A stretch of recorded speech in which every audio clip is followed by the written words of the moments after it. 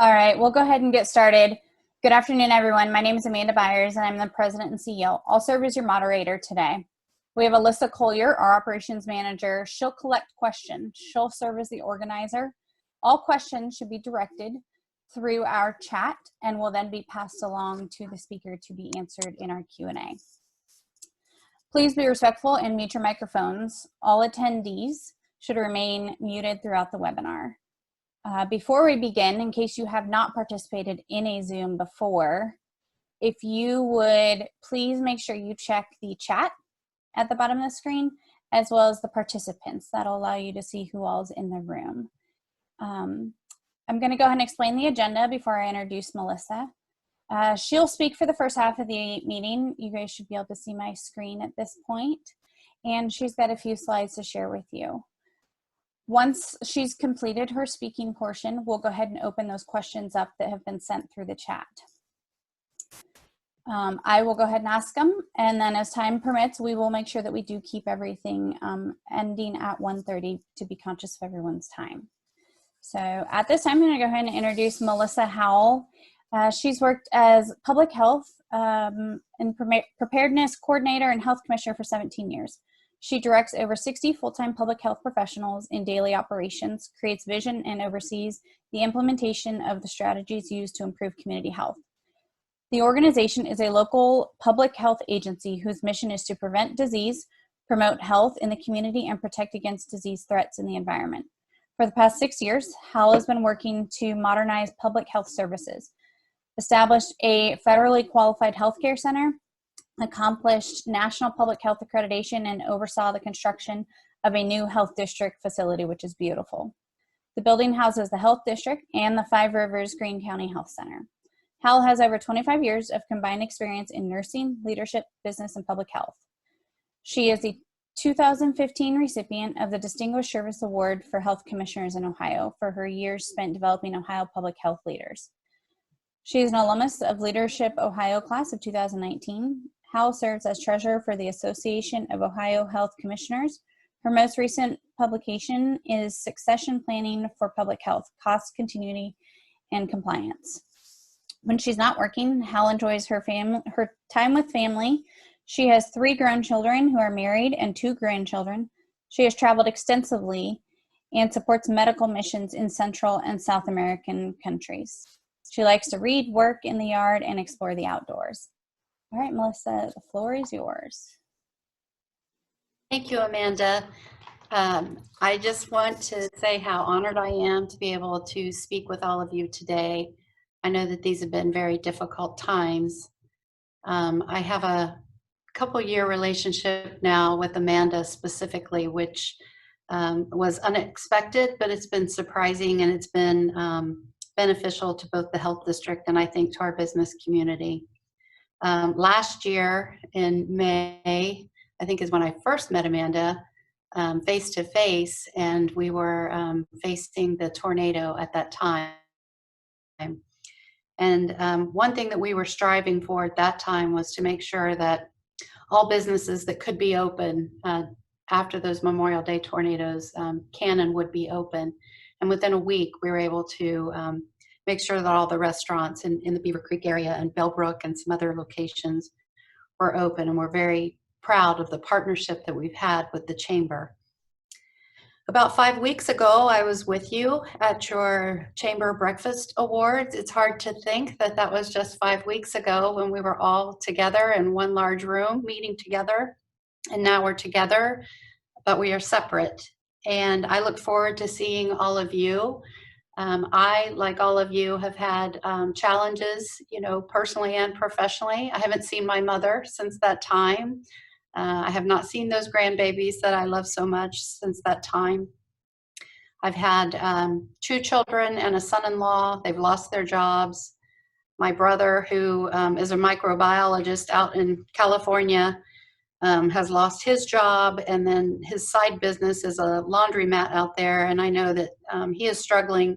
His business is down to about 20% of what it was prior to 5 weeks ago. So what I'm going to talk about today is about the Greene County response, a little bit about the timeline, a little bit about future planning. So COVID-19 is the disease that is caused by coronavirus called SARS-CoV-2.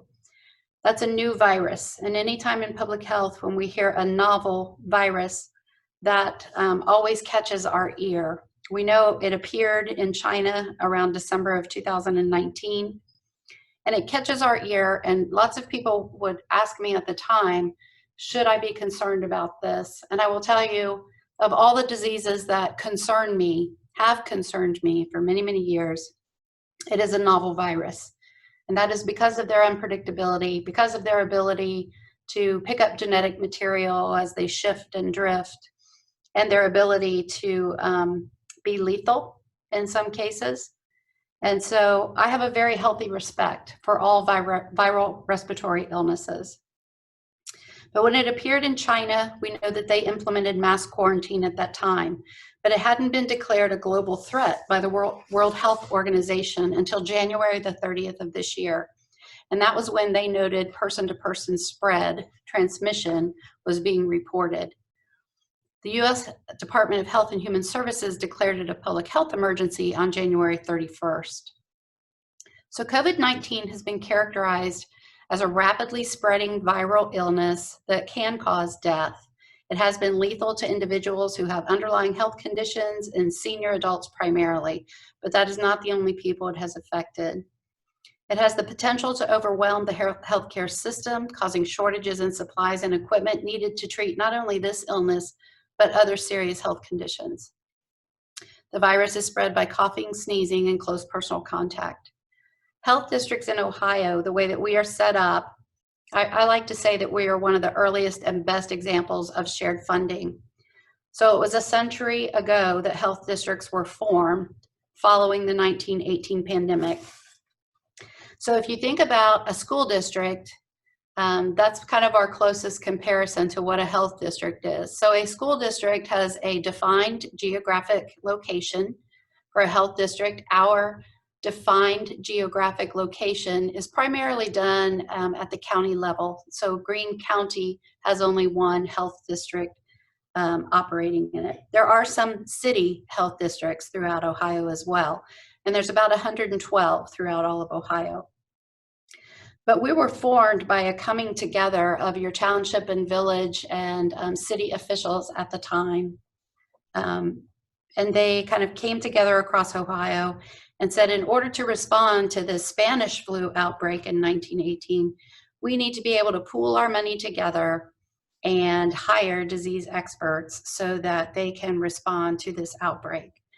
So just like a school district, also, a school district has a board. I also have a board. I have a 13-member board that is made up of members from across Greene County, and they get appointed to the board by the cities, by the villages, and the townships. So each city appoints two. Fairborn, Beaver Creek, and Xenia all appoint 2 members to my board. Bellbrook appoints 1, and then the rest are all appointed by the villages and the townships. And we meet monthly on Thursday evening, the first Thursday of every month at 6:30, and we do live stream those board meetings now. But from Fairborn to Spring Valley and everywhere in between, we have come together in our response efforts.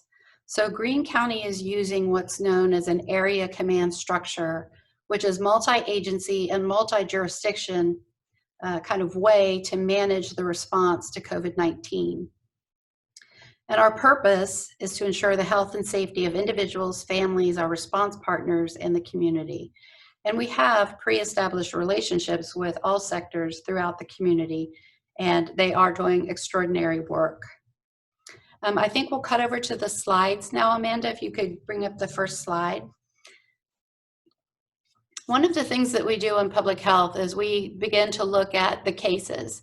So this graph will show you the date of onset of cases in Greene County. Now, daily you're hearing from the Ohio Department of Health about the number of cases coming in.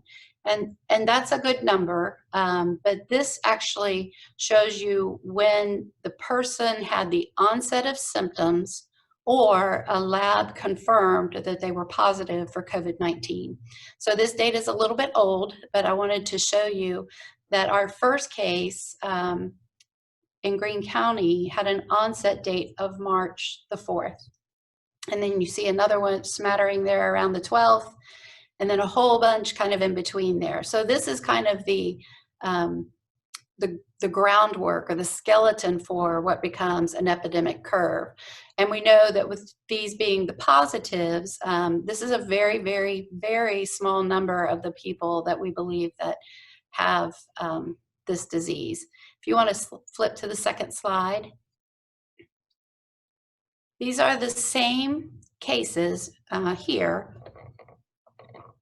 except what you're looking at is that the bars kind of down on the bottom, the legend will tell you whether those people were asymptomatic, shown by the dots, if they were symptomatic at home, shown by the slashes to the right. If they were hospitalized, they're showing up in red. If they were in the intensive care unit or on ventilators, those will show up. And then we had, as of this date, we only had one death. So right around March 25th is where we saw a peak in cases, including that death. And, you know, this is only local data that we're looking at, but with the number of hospitalizations, the one on the vent and the one on the ICU, we felt like this was a very concerning time for us, that the virus could potentially be more dangerous at this point in time. You can go to the next slide. And then this is a mapping of the geographic locations of where we're finding all of these COVID positive cases. You'll see that the Fairborn zip codes and the Beaver Creek zip codes are the ones that have been primarily affected. You can go to the next slide. And then this has our age distribution for an average age of 49.7. With the minimum age being a male who's 12 years old, and the maximum age being a female who's 87 years old. Okay, I think can you take me back? I think, is there one more after that, Amanda? I'm sorry. Okay, yeah, go back to the first slide then. So then this was on the 11th, and so I want to update you as of today, what we're seeing. And you see the Ohio numbers come out every day. In Greene County, we have reviewed 121 reports have come to us. Now this is less than 0.1% of Greene County's population. 81 of those 121 had tests, 34 did not have tests. 6 of the individuals, it was unknown. Of the 121 reports that came to us, there were 31 positives now as of today. 14 of those 31 individuals with positive COVID-19 tests have recovered. 15 individuals remain under surveillance, and as of today, we've had 2 deaths. Of the 31 cases that we have who have tested positive for COVID-19, 9 of them were hospitalized. 2 of those were in the intensive care unit. 2 of them had been placed on ventilators. So as far as the numbers being reported, we know that these numbers are very low. And this has been attributed to the lack of testing. It can also be attributed to the strict case definitions because we were looking for the true case definition for what COVID-19 looks like, which is that coughing, shortness of breath, and fever that you hear about over and over. That's not to say that those are the only presenting symptoms that we've seen in COVID-19. Some of the earliest cases in Cuyahoga were reporting simply muscle aches and fever. They didn't really have some of the other classic symptoms. We've also heard of diarrhea and vomiting. And so this is a new virus, and so we're learning about this virus. And I think it's important to say at this time that there's a lot of research going on. There will be a lot of research studies coming out, and every research study is a piece of the total picture. It's just a piece, one small element of what this is going to look like. So I'm always hesitant to jump on the bandwagon every time they say, oh, this drug is going to fix this, or this place has done that. because I know that's not the total picture.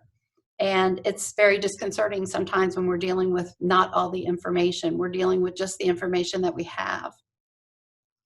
So in our cases, they can be classified in different ways. What we are seeing in the Greene County cases is that there is community spread, that there is spread within family members. So one person will start with it and then the family ends up sick, and we've also seen it in healthcare workers.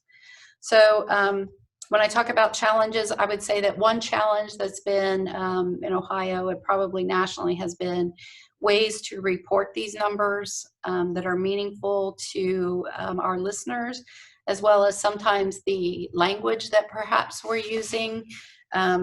What has long been accepted, I would say, in the scientific or the epidemiology world are things like when we say probable cases, that is something that, you know, we've kind of used as our language for years, but to the listening ear, it doesn't always translate into what I think is being meant by that.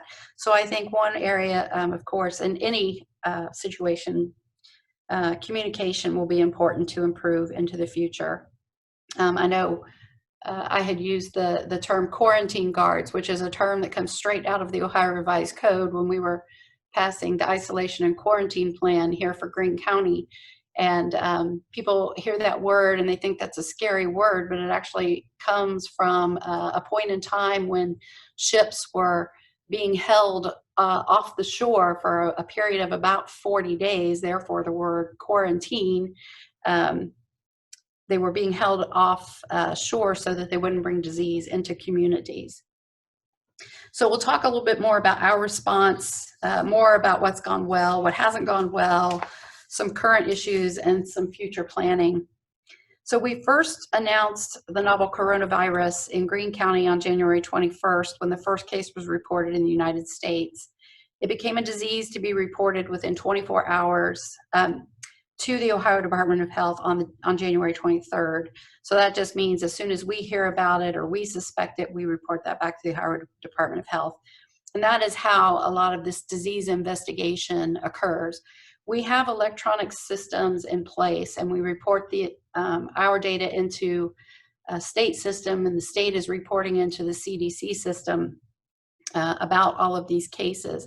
Now, I will tell you that our data systems have really not been updated or upgraded since probably the early 2000s. So everybody remembers 9/11. Well, right after that, on October 18th, was the anthrax letters. And at that point in time, you know, we were going around and collecting these envelopes that people had at their homes that had white powder in them. And we were looking to see where the white powder is and where the white powder is not. And it was a frightening time. Well, what happened was a lot of those letters were just hoax letters. So at that point in time, public health received some funding from the federal government, and they upgraded a lot of our surveillance systems, but they have not been upgraded since that time.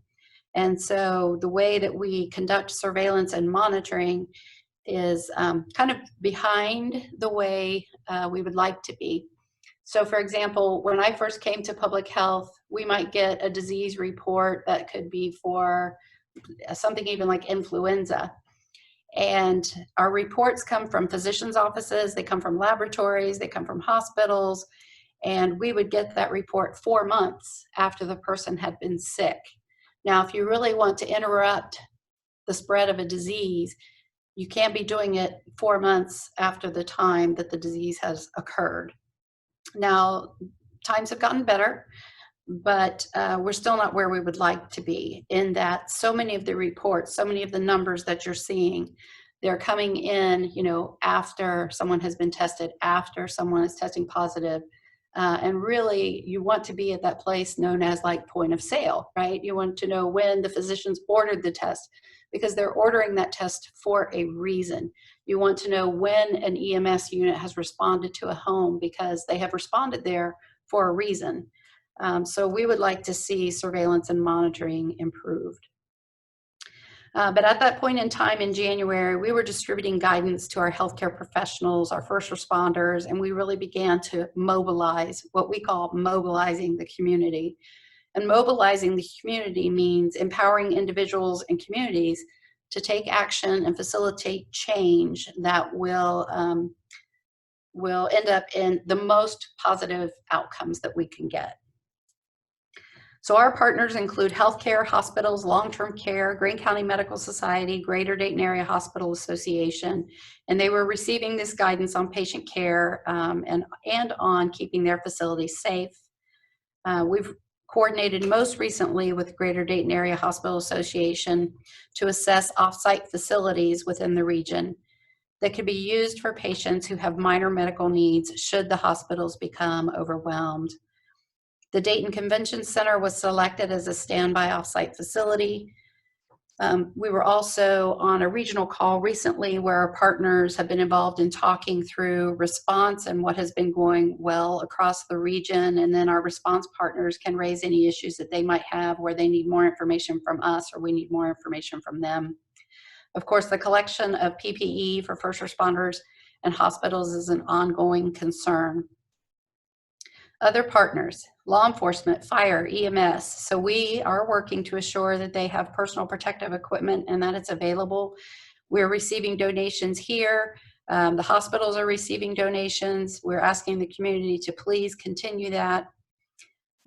They are planning for increased call volumes should this turn worse.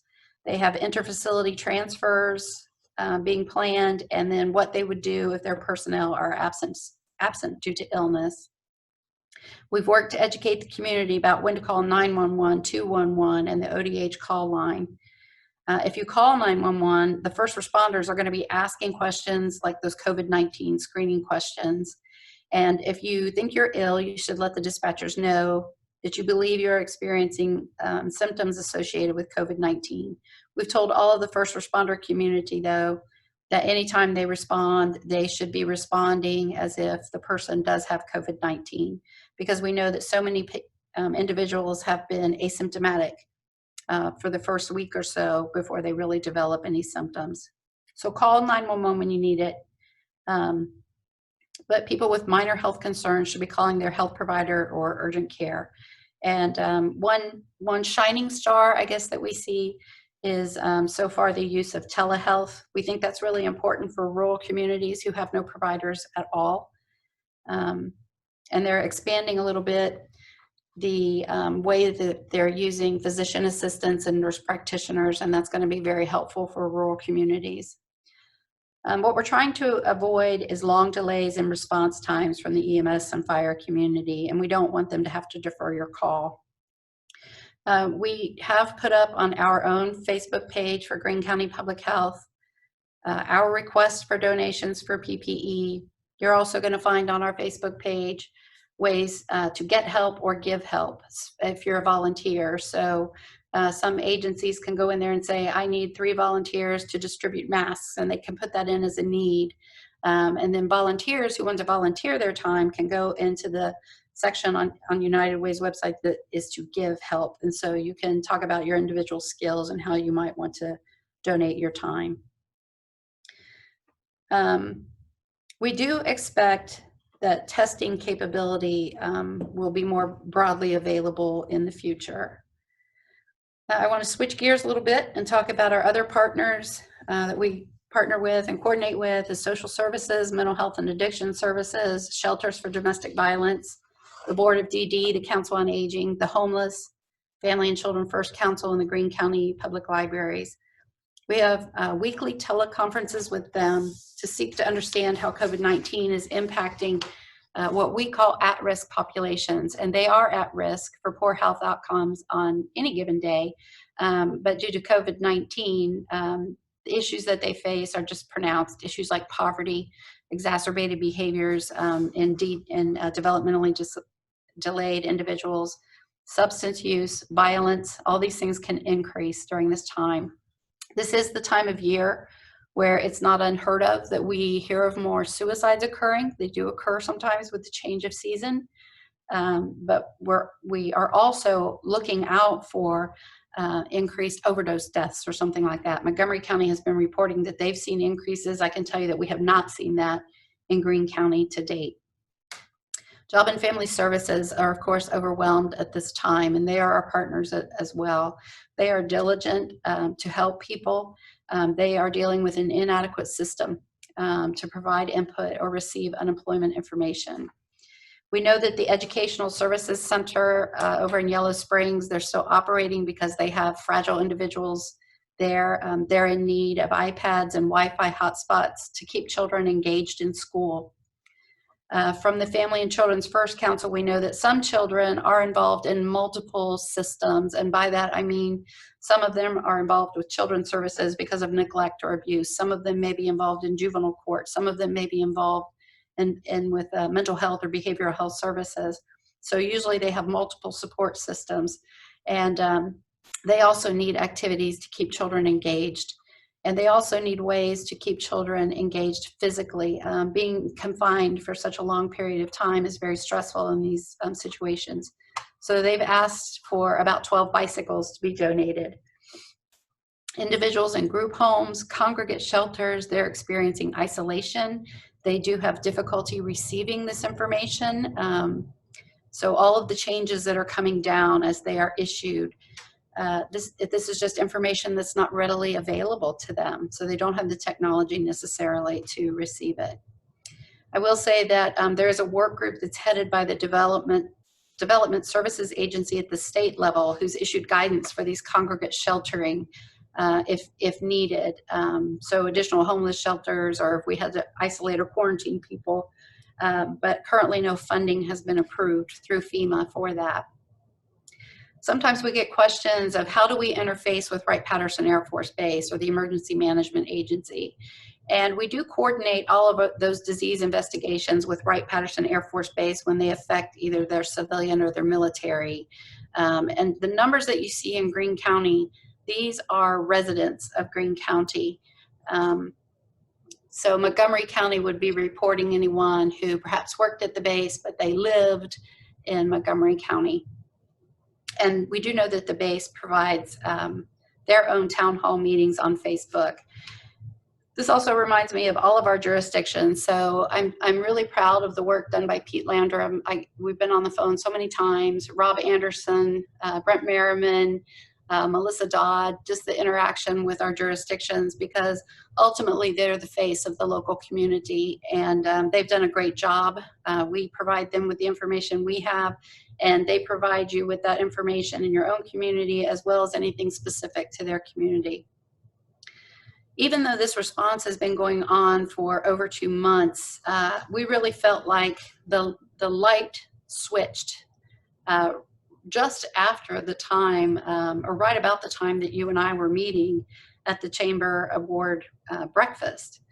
So when we saw the Cuyahoga cases come in, there was really this switch in Ohio.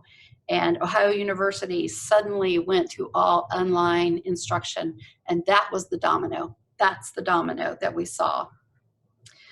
After that, we saw Dr. Acton and the governor speaking of the big rocks, and we learned those big rocks that they needed to learn would be impacting education, they would be impacting businesses, and there would be stay-at-home orders issued.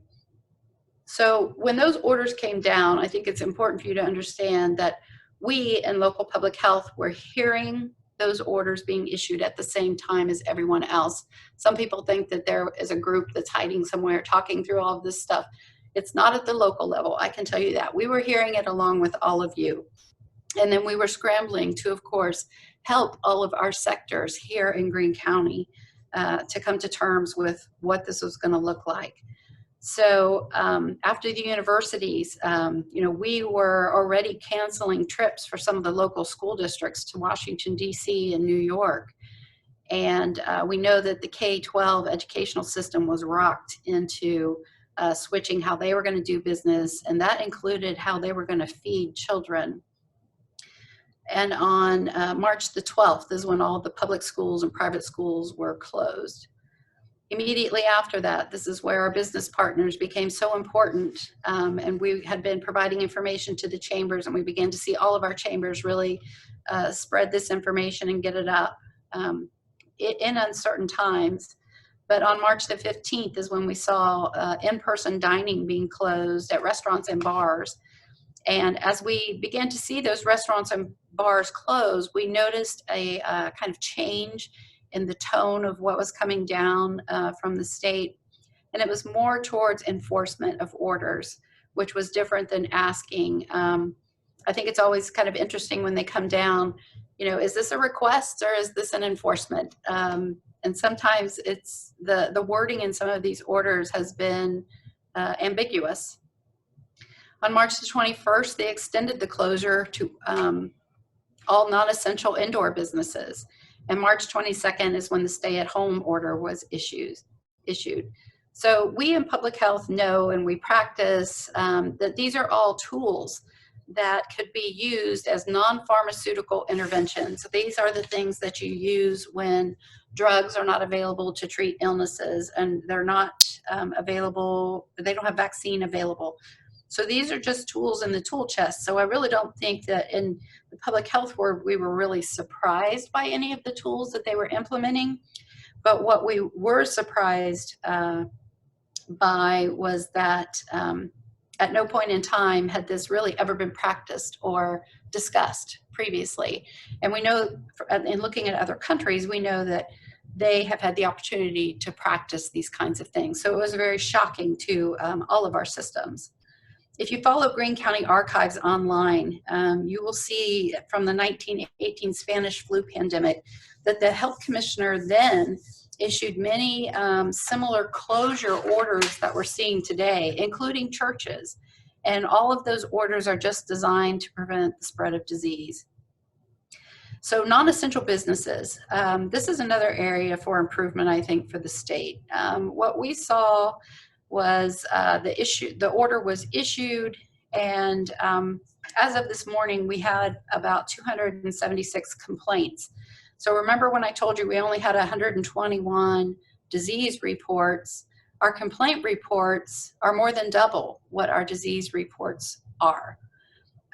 What we feel would be more beneficial was that in deciding what was essential and non-essential, it kind of left some of the science out, in that could businesses operate and still operate while practicing social distancing, rather than just saying, no, you're not essential. And even the word non-essential is somewhat offensive. The other thing is that the way that it got implemented after that was, okay, locals, you have the right to make this decision, but yet now we're going to do this kind of dispute resolution process. And the dispute resolution process really pits local health jurisdiction against the business community. And I think that's unfair on both of our parts, because it makes it sound like a business is doing something bad or wrong. Whereas our experience with our local businesses has been that, we're there to educate and help. First of all, help you comply with these laws as they're coming down to the best of our ability. Because ultimately, as we did in the tornado, our goal is to keep our businesses open and functional. But our partners, the chambers, they have been amazing. They have been putting out the loan information. They have provided the community with lists of who's open. They've promoted our local restaurants. There's webinars out there to help small businesses. So we very much appreciate this partnership that we have. Pandemics have historically, if you go back over time, they are tied to, I would say, 4 specific areas of huge impact. And that's not just the physical impact, in that we knew, going into this, there's going to be loss of life. And that is a very sad and sobering thing to face. But the psychological impacts that we were talking about, the social impacts, when we first started, nobody wore a mask. And now if you're going into the stores, at first you kind of looked at those people and you're like, why are you wearing that mask? And now the social impact has been, why are you not wearing a mask? And we know, of course, the economic changes, and we'll be able to track and plan for some of the extreme economic impact that we're going to see. But it's important to try and tie the impact of this disease to the dollars and to recovery. And so what's next? we're trying to keep everyone up to date through our Facebook page and on Twitter. We've done press conferences, we've done radio. Now we're having smaller discussions with communities. We've been on calls with Yellow Springs, the Rotaries, Bellbrook Sugar Creek Chamber, the city of Xenia. And our messages are really responsive to the feedback that we get. And it's also to try and convey where we think this is going also. So many times, and what the governor would say, don't do this, can't do that. But even in his latest messages, as far as reopening, when he says something like, until widespread testing is available, some people would say, oh my gosh, well, widespread testing is not available. It's definitely not available right now. But I think he's also signaling that this is what's coming.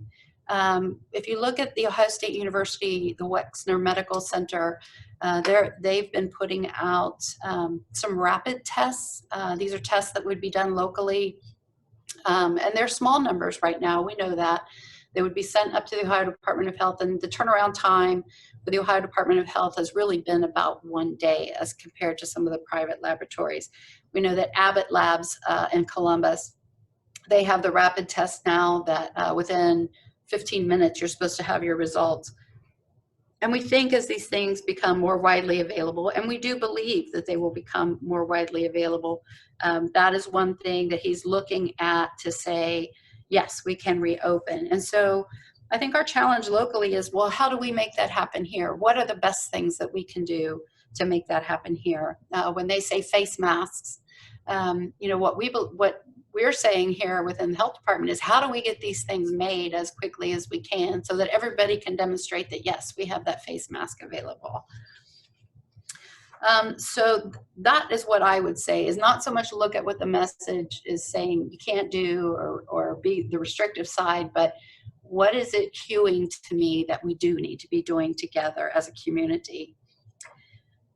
From henceforth, we're going to continue to focus on our mission to prevent disease and our messages and promoting the messages of those who are less fortunate among us in the following weeks. We follow the cases. We'll be doing the contact tracing. We're looking for episodic outbreaks that might occur in nursing homes or other sheltered places. We have modified our own services here at the health department in the way that they get accessed.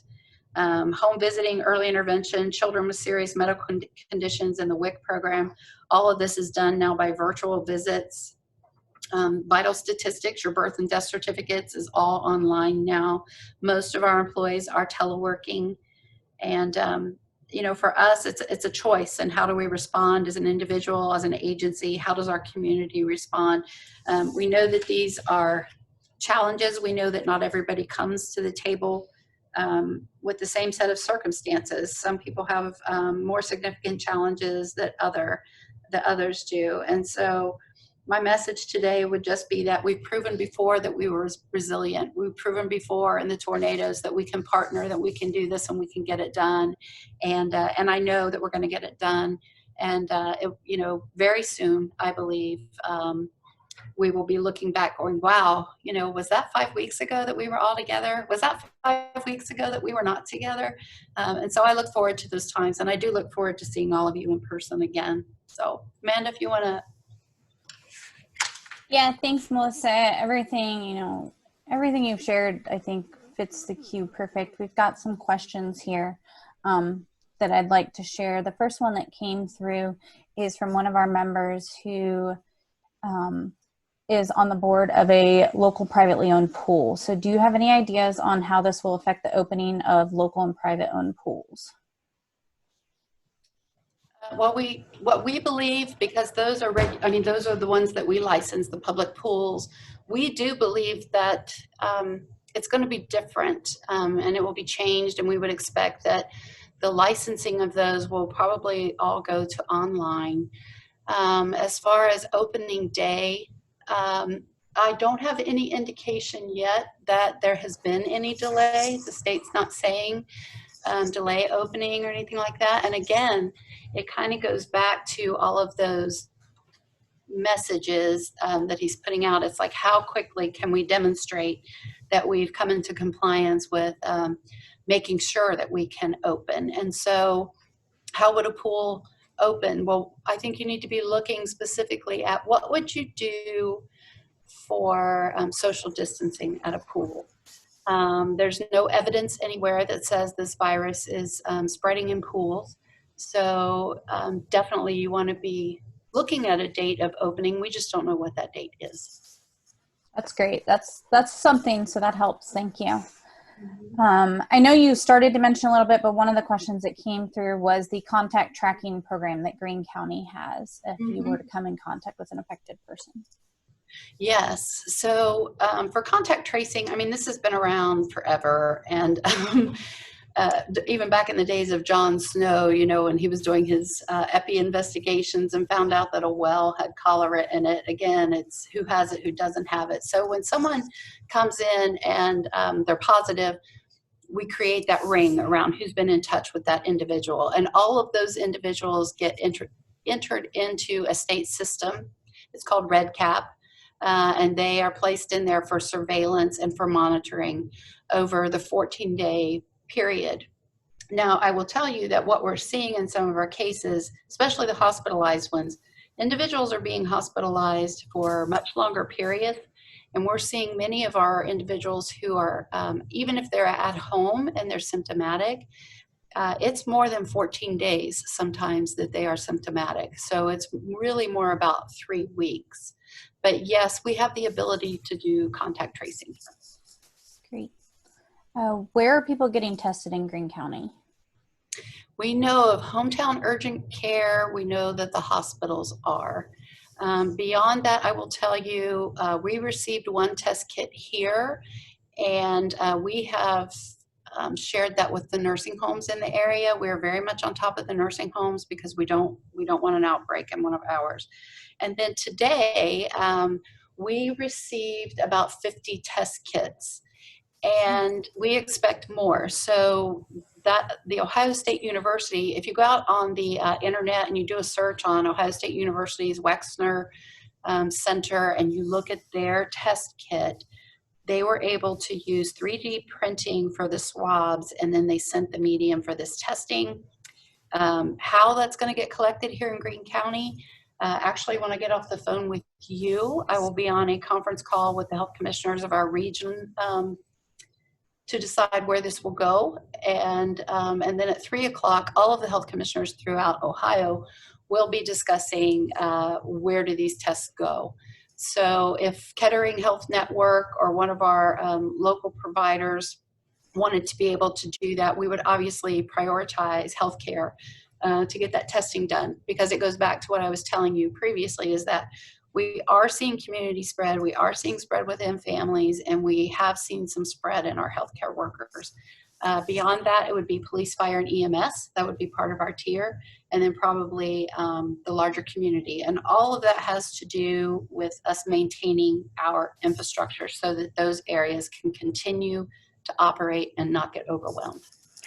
So to piggyback that question, the antibody tests, obviously we've seen that that's coming down. Are they worth taking, and how accurate are they? I think, again, it's an early picture. There is some antibody testing available. We're actually looking forward to that. And it depends on the test. So some antibody tests they'll come out and they'll be like a pregnancy test. Is it yes? Is it no? Do you have the antibody? Do you not have the antibody? Others are more specific to, do you have the antibody that's for novel coronavirus? Yes or no? And it depends on the test and on the specificity of that test. So. Okay. Does the person have the right to have their doctor order a test, even if the doctor says that they don't believe it's COVID-19, but they're showing all of the symptoms? Well, that's a good question. You don't have the right necessarily, and under current guidance, they do have specific criteria that has to be met. So if someone does have all of the symptoms or the travel history, or if they were exposed to someone else, then they should be tested. Not every physician I know has been ordering the tests, though. Okay. Do you know if there's any nursing homes in our area that have been impacted by cases?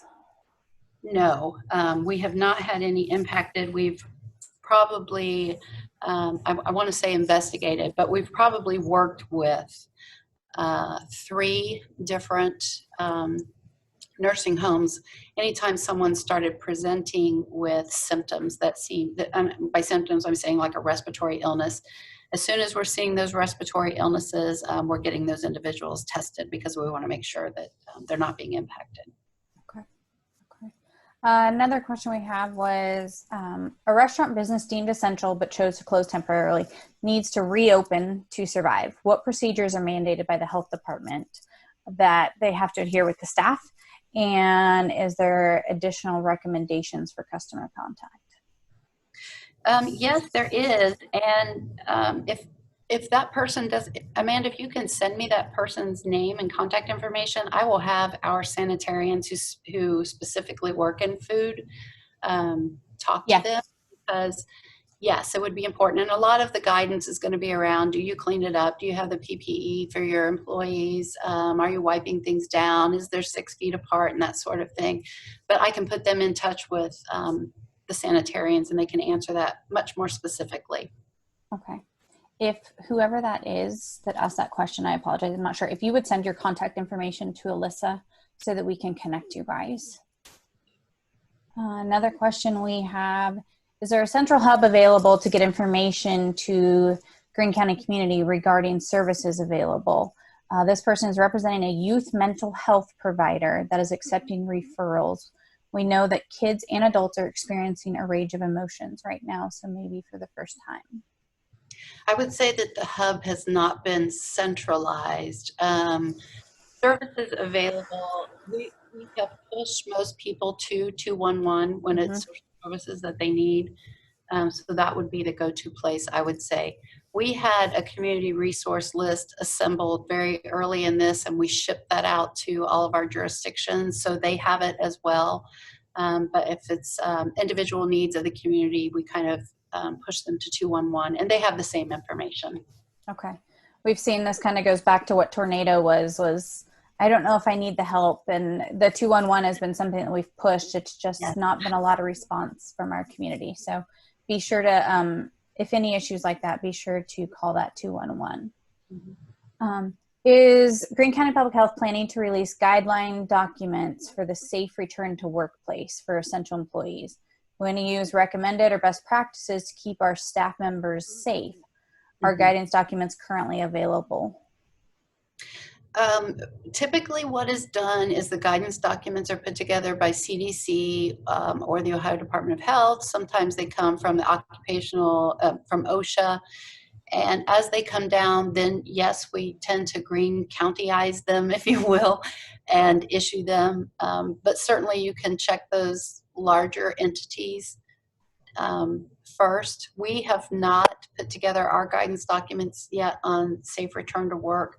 We felt like our priorities right now are centered on the testing and meeting some of these requirements that the governor is looking for, and getting the masks out and making sure that the PPE is available. But we want it to be sooner than later. Right. Any guidance on churches reopening corporate services when that does happen? Any guidance? I would say it's going to be the same type of thing, in that typically the CDC or ODH will start to issue that first, and then we just put, we kind of make it what's specific to our community and what we think is helpful to our community and put that out. Okay. This is kind of back on the antibodies was just asked, but do you know if there's anywhere someone can go to be tested to see if they are immune to the COVID virus? I do not know. I have heard, not in this county, but in other counties, I have heard that there are lab reports coming back where someone has had that testing done, but no, I don't know where that's available or who's doing it right now. I would imagine it's just a matter of time, kind of like we're seeing with everything else. I think the government kind of issued a warning on that too, and that you just don't jump on the bandwagon of that necessarily either, which is, it's smart. It doesn't give you false security. It doesn't give you false insecurity. Right. Do you have any idea of how either the state or local health department will be regulating what the new workspace will look like? Wow, what a great question. I wish I did. And again, what happens is a lot of this stuff, and they're very smart people. I will tell you, when it comes down and you see it, is probably when we will see it. So we'll make sure once we see those guidelines, obviously as a resource, use your chamber and our COVID-19 resources page. As soon as we get that information, that's where we load it to, so that you guys get the information there. If there's something really strong that comes down to that extent, that's one of those individual emails that we would send out to all members. We've tried not to bombard with over emailing to an extent, but we want to make sure we're educating when the need is there. But that COVID-19 resources page on our website is where all that information is. Alyssa's put it together and done it again. We did one for the tornado. Never would have thought in less than a year we'd be doing another one. But we created it and want our members to make sure they know that resource is there. I think that's, do we have any other questions going through right now? Melissa, I want to thank you so much for your time. I think all the information you provided was extremely valuable. Thank you very much. If things change and down the road, we may bring you back on for another call or something. So just our main purpose is to educate everyone and get the information out there. So thank you to everyone for joining us today. Our next event is on your screen there. It's our virtual chamber chat. Bring your favorite beverage. It'll be on Tuesday, the 21st from 1 to 2 p.m. and you can register on the chamber website just like you did today. And I want to thank you all for joining us, and thank you again, Melissa.